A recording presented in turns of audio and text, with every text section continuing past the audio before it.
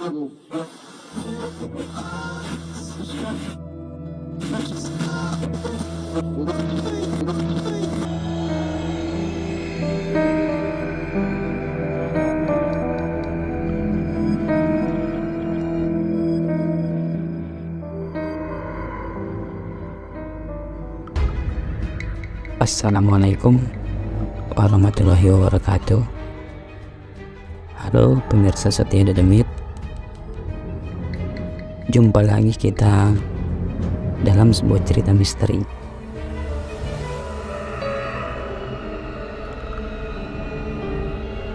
Yang kali ini akan mengangkat kisah mengenai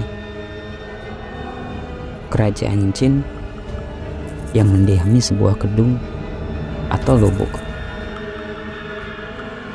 yang bisa juga diartikan sebagai lubang yang dalam di aliran sungai.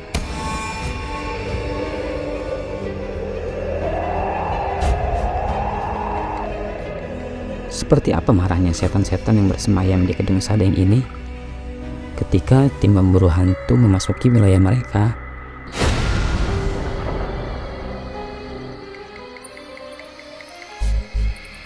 Sebelum kita mendengarkan kisah lengkapnya, silakan tekan tombol subscribe dan tanda loncengnya agar pemirsa tidak ketinggalan cerita-cerita terbaru dari kami.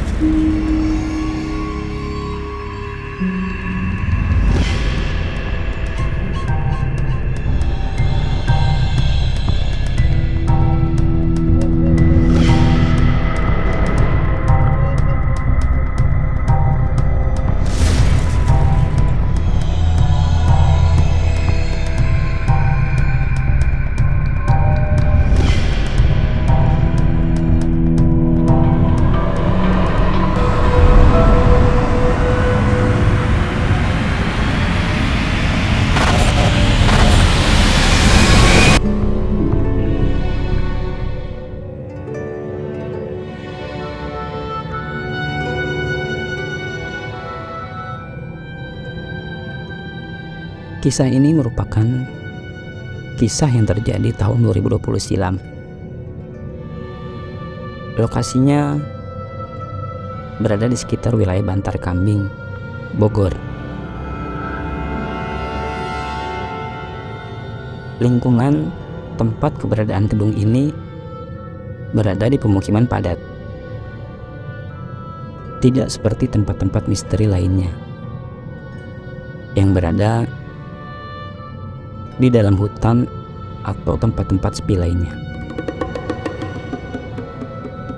Masyarakat sekitar pun sering menyaksikan kejadian-kejadian misterius yang sulit diterima akal. Namun, seolah para penghuni gaib tersebut tidak terganggu dengan keberadaan masyarakat sekitar dan tinggal secara harmonis sejak dari zaman dahulu kala. Gedung yang dalam bahasa Sunda adalah lubang yang sangat dalam, yang berada di dalam aliran sungai ataupun danau. Gedung sadeng ini berada persis di sebelah jembatan yang dibangun pada masa penjajahan Belanda.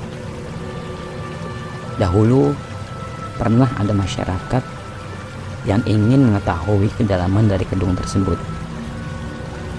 Mereka memasukkan batang bambu yang panjangnya sekitar 8 meter. Satu batang dimasukkan ke dalam gedung belum dapat menyentuh dasarnya. Kemudian disambung dengan satu batang lagi, belum juga menyentuh dasar. Ditambah satu batang lagi, belum juga dapat menyentuh dasarnya.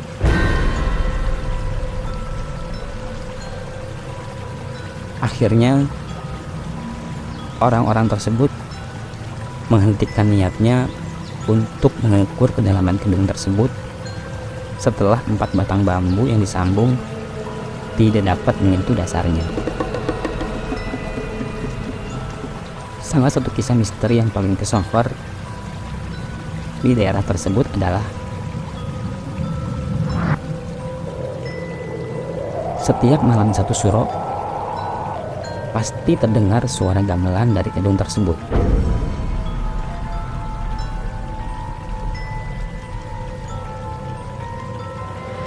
Seluruh masyarakat yang tinggal di sekitar tempat itu dapat mendengarnya dengan jelas.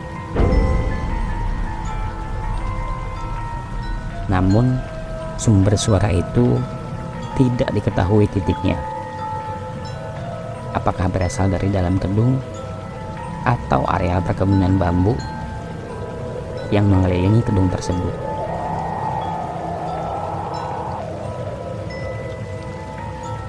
Yang jelas, suara gamelan itu berasal dari Kedung Sadeng.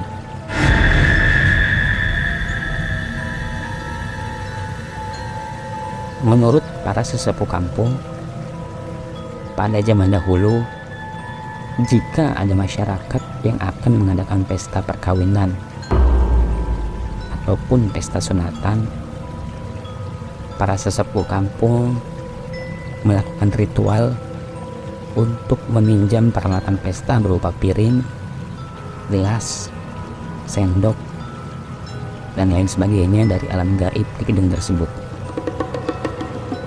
Termasuk alat musik seperti kendang, kecapi, rebab, atau alat musik gesek khas Sunda, dan lain sebagainya.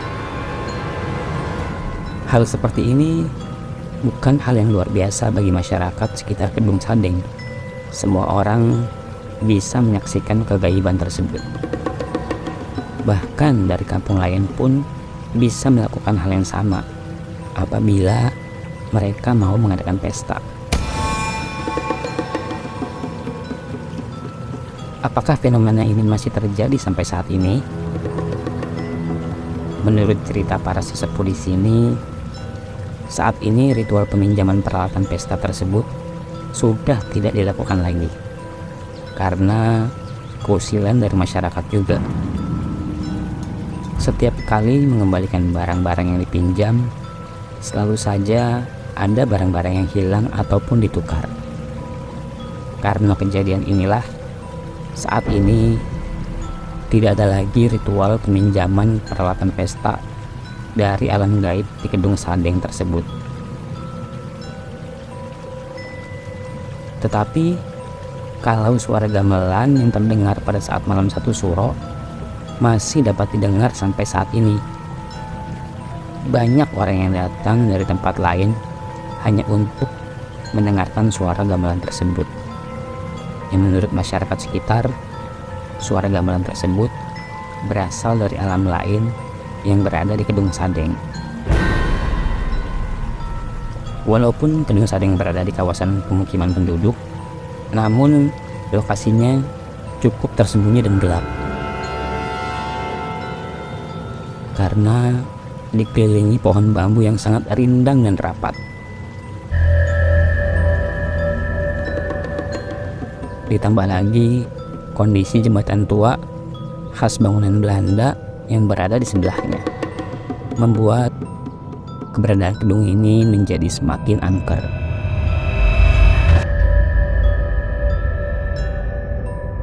Cerita mengenai fenomena Kedung Sadeng ini menjadi sebuah daya tarik tersendiri bagi sekelompok remaja yang ingin mencoba meraih peruntungan dari maraknya konten misteri di YouTube beberapa tahun belakangan ini. Mereka ingin sekali mengeksplor tentang fenomena yang terjadi di gedung ini. Berbagai perlengkapan mereka siapkan demi kelancaran syuting seperti kamera, lighting, mikrofon, dan lain sebagainya.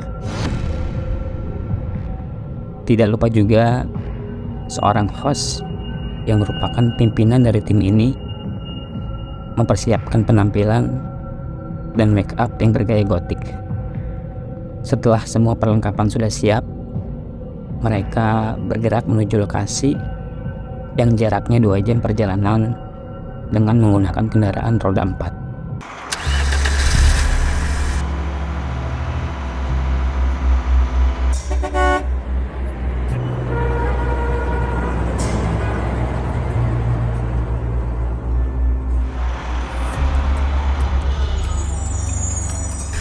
Tepat pada pukul 1 siang,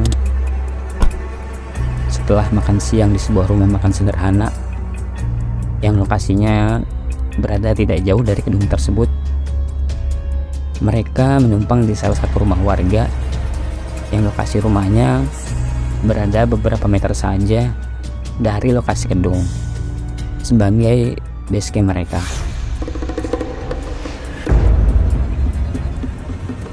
Sebagai pelengkap konsep ceritanya, si host, kita sebut saja namanya Ian, ditemani oleh seorang warga yang ditunjuk sebagai narasumber yang banyak mengetahui seluk-beluk Kedung Sandeng. Pak Wahyu namanya. Pria 50 tahun ini merupakan warga asli kampung sini. Kakek buyutnya pun asli kelahiran kampung ini. Jadi wajar kalau Pak Wahyu banyak mengetahui cerita-cerita mengenai fenomena di Kedung Sandeng. Dalam konsep cerita misteri yang tim ini buat, mereka melakukan 2 kali syuting, yaitu suasana siang dan suasana malam. Tepat pukul 2 siang, tim ini memulai syutingnya.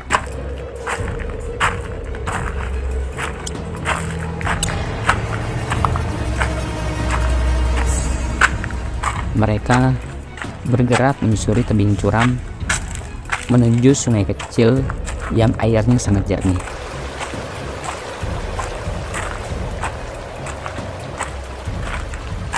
Untuk mencapai Kedung Sandeng, mereka harus melewati empang-empang milik warga sekitar. Namun, saat ini empang-empang tersebut kosong dan kurang terawat. Menurut keterangan Pak Wahyu, warga sini enggan memelihara ikan karena sungai ini suka banjir saat musim hujan tiba. Ian tampak bersemangat menyampaikan cerita-cerita mengenai Kedung Sandeng, sambil sesekali bertanya kepada Pak Wahyu mengenai hal-hal yang berbau gaib yang ada di sini.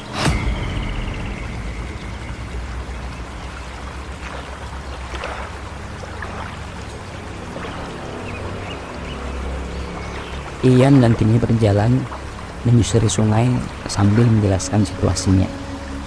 Sungai kecil ini di kiri dan kanannya ditumbuhi tanaman-tanaman bambu yang cukup rapat.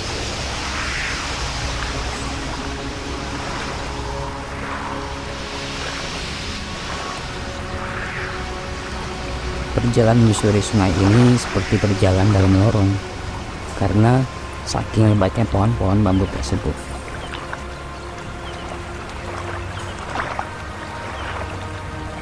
Perjalanan terhenti tepat di sisi jembatan yang merupakan lokasi gedung yang dimaksud.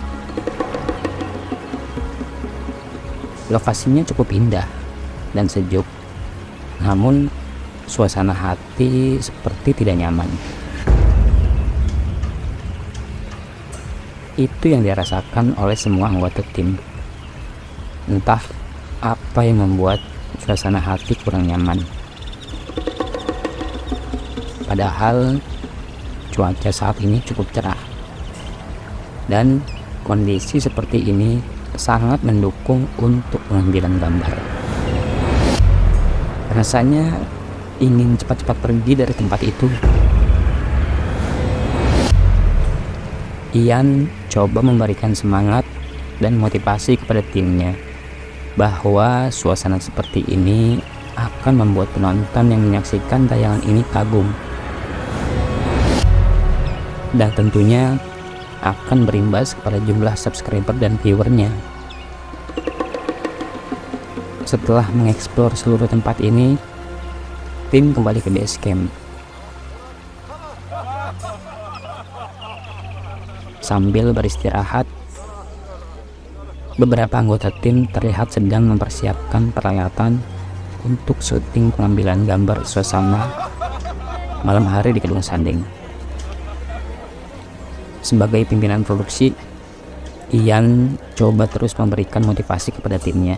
Apalagi syuting malam hari di tempat seperti ini, pasti suasana hati akan berkecamuk.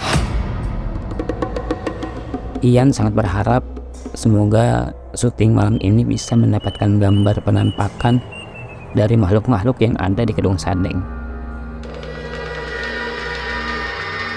Bukan bermaksud menantang, apalagi sombong terhadap keberadaan makhluk-makhluk astral di sini, tetapi lebih kepada nilai jual dari konten yang dibuat. Keinginan untuk menjadi terkenal mengalahkan rasa takut dan nilai-nilai tradisi.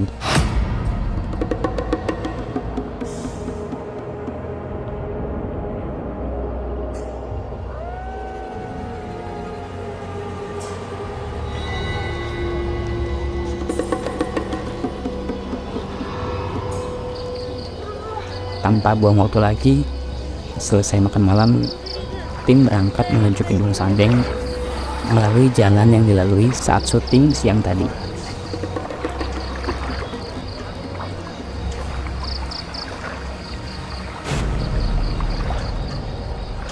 Tidak melalui izin khusus kepada penghuni gaib di situ, hanya doa seadanya saja.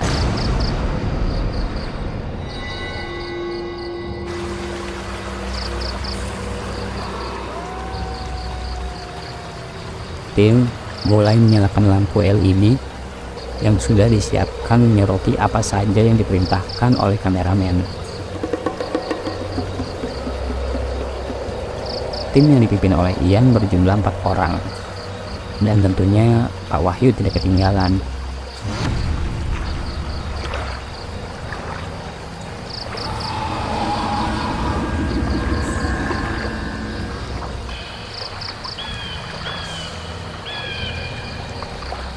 Saat menyusuri sungai menuju gedung, semua tim merasakan jarak tempuhnya jauh, berbeda dengan suasana siang tadi.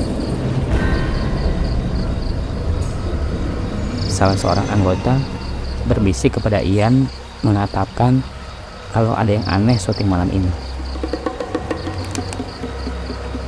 Perasaan tadi siang kita jalan tidak selama ini ke lokasi gedung.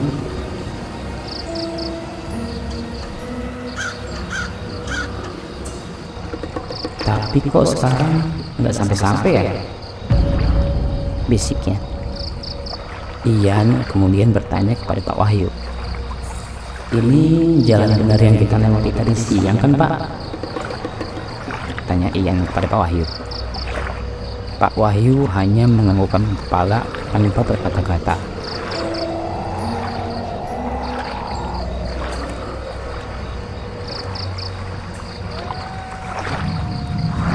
Akhirnya mereka sampailah di dekat jembatan yang merupakan titik lokasi Kedung Sandeng. Ian mulai mempersiapkan diri untuk on kamera, menceritakan suasana malam hari di Kedung Sandeng. Saat sedang take, tiba-tiba ada suara dentuman di aliran sungai.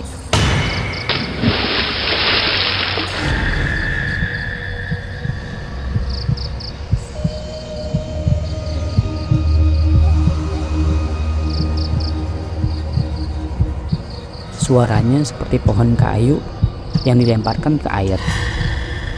Lampu dan kamera spontan mengarah ke sumber suara tersebut yang berada di belakang kameramen. Dengan diterangi cahaya lighting, semua mata tertuju ke sumber suara tersebut, mencari tahu benda apa yang jatuh. Mereka tidak melihat benda apapun di situ. Air sungai pun terlihat mengalir tenang seperti biasa. Tidak ada gelombang atau percikan air, dan juga tidak ditemukan tanda-tanda mencurigakan lainnya. Padahal suaranya keras sekali. Suasana yang tadinya bersahaja dan penuh canda tawa tiba-tiba berubah menjadi sunyi dan mencekam.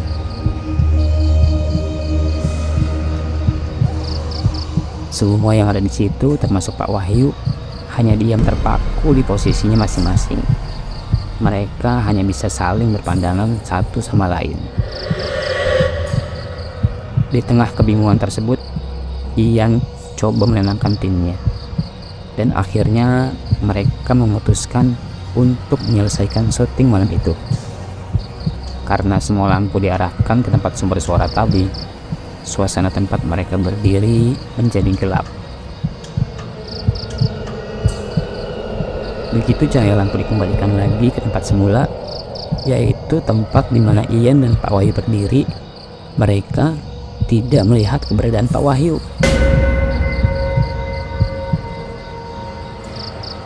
Ian dan timnya memanggil-manggil Pak Wahyu dan sekaligus memberitahu kalau syuting malam ini sudah selesai dan mereka bersiap untuk kembali ke base camp. Setelah sekian lama dicari dan dipanggil, tidak ada jawaban dari Pak Wahyu. Ian dan timnya memutuskan untuk pulang ke base camp dan meninggalkan Pak Wahyu. Baru berjalan beberapa langkah, tiba-tiba dari arah jembatan terdengar lagi suara. Namun kali ini suara perempuan tertawa nyaring. Suara yang sangat memekakkan telinga.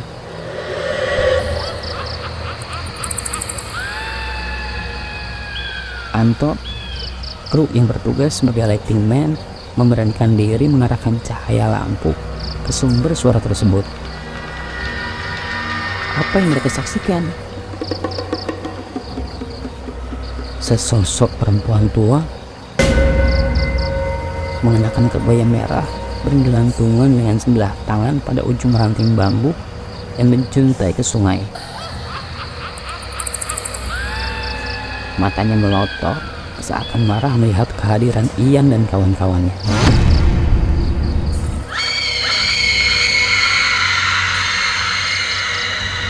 Entah itu suara tertawa atau teriakan mengusir, tapi yang jelas sangat memekakkan telinga.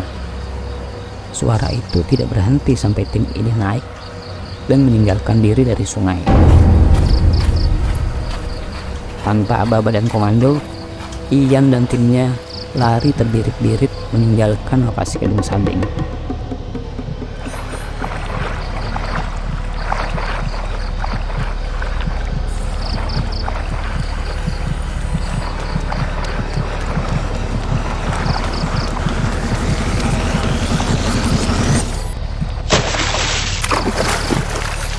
Dalam keadaan yang gelap gulita, beberapa kali mereka jatuh terjerembab di sungai yang airnya sangat dingin.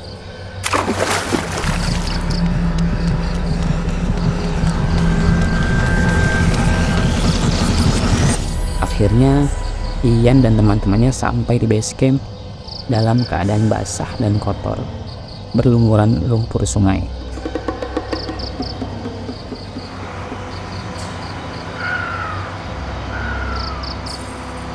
Dengan nafas terengah-engah, mereka duduk di lantai teras rumah yang mereka jadikan base camp.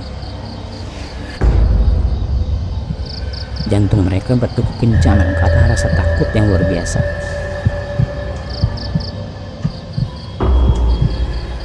Tidak lama kemudian,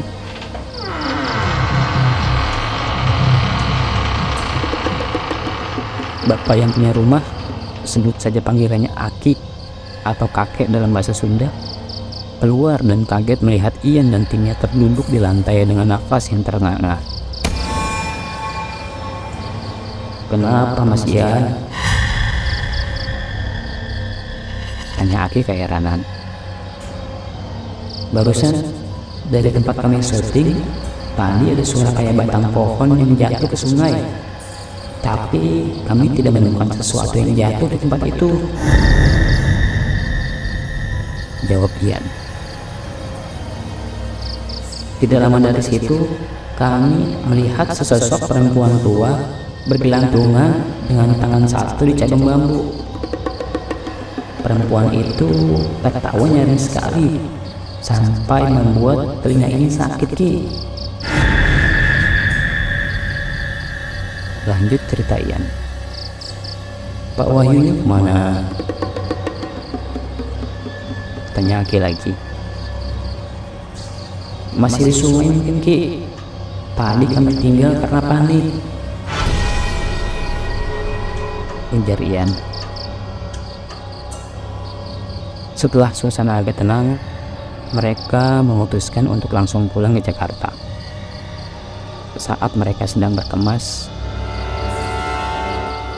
tiba-tiba muncul Pak Wahyu dari arah yang berbeda dari yang mereka lewati tadi, dengan rambut berantakan dan luka yang sembab.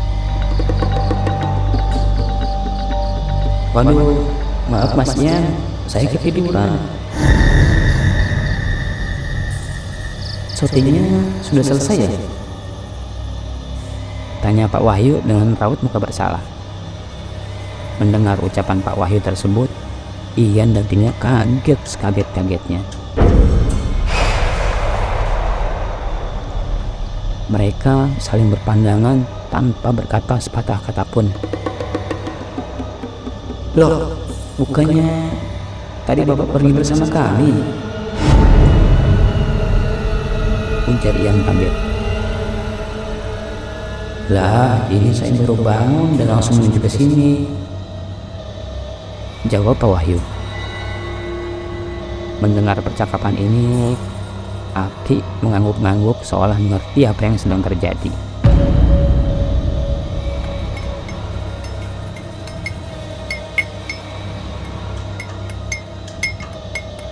Tidak lama kemudian, istri Aki keluar sambil membawakan beberapa gelas kopi panas.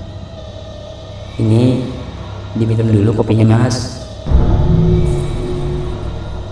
ujar istrinya Aki.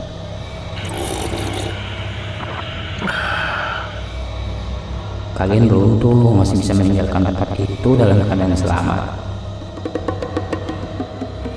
Aki menjelaskan. Dulu ada kejadian yang mirip dengan kejadian ini. Sekitar tahun 80-an, ada serombongan remaja dari desa lain yang coba mencari ikan di sungai ini dengan cara dibom.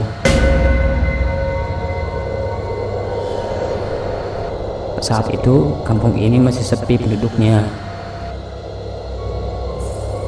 Saat itu, mereka berlima. Mereka berencanakan meledakkan kedung sadeng dengan bom ikan, karena di kedung itu banyak sekali ikannya.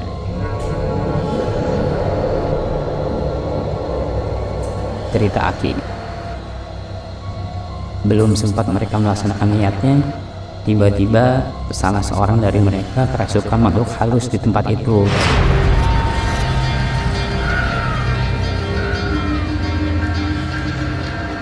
Dengan sebilah golok, pemuda yang kerasukan itu dengan membabi buta menghabisi teman-temannya.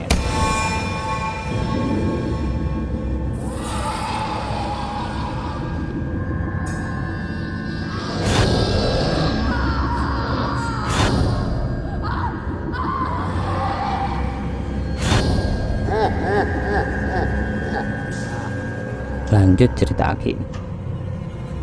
3 orang meninggal di tempat dengan luka bacokan di sekujur tubuh dan di kepala.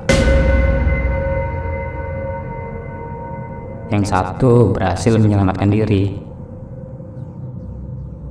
Lanjut Aki bercerita.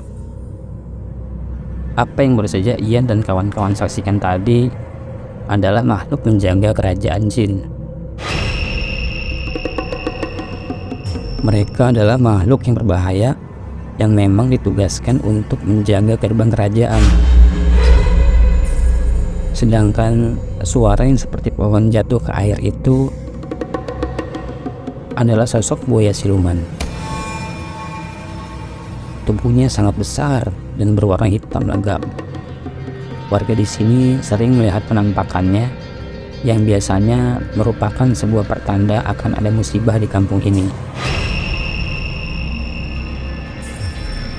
Kemunculan buaya siluman ini tidak hanya di kedung sadeng ini saja.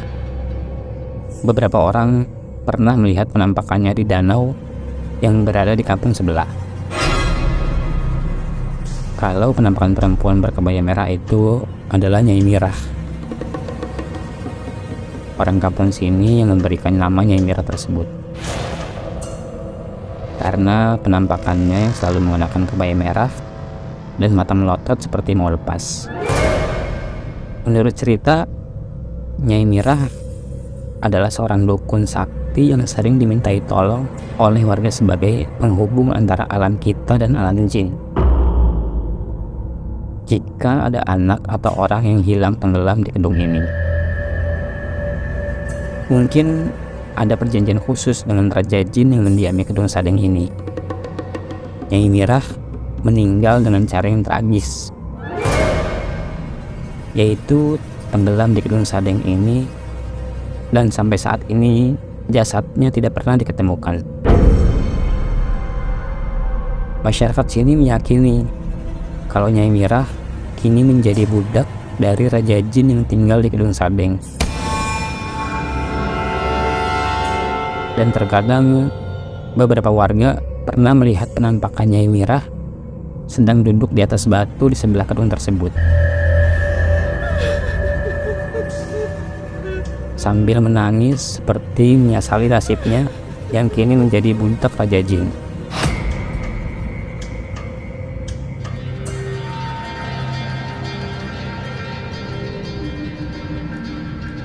Saya sarankan kepada mas-mas sekalian agar tidak terjadi sesuatu di perjalanan maupun saat tiba di rumah masing-masing. Mari kita berdoa bersama sebelum pulang, ajak Aki. Kemudian Ian dan teman-temannya mengikuti saran Aki untuk berdoa bersama memohon keselamatan kepada Tuhan agar tidak terjadi hal-hal yang tidak diinginkan.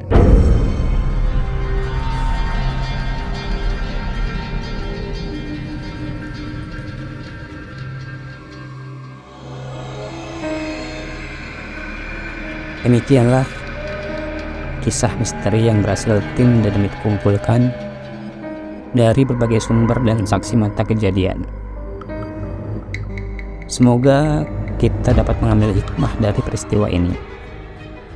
Sampai ketemu lagi di kisah-kisah misteri berikutnya yang gak kalah seru dan tentunya lebih menyeramkan. Wassalamualaikum warahmatullahi wabarakatuh.